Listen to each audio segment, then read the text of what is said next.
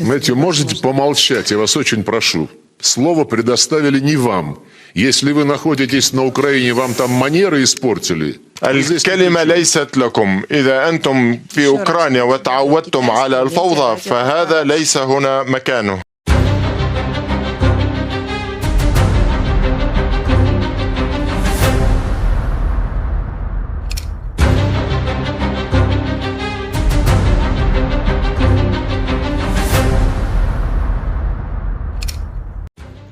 سيرجي لافروف رئيس الخارجية الروسية. من خلال علم الفراسة نجد أن هاي الشخصية تتمتع بمنطقية عالية، وهذا يظهر من خلال ملامح الوجه. إطار الوجه العام هو وجه الدلو.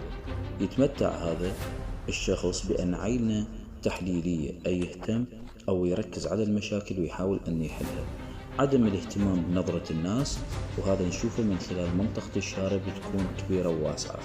زائدا وجهه غير ملحم، أي ما بي لحم، ما بي تعابير لحمية، وهذا يدل هنا على القوة والحزم. فنقول عن هذه الشخصية بالشكل العام والإطار العام إنها شخصية جريئة.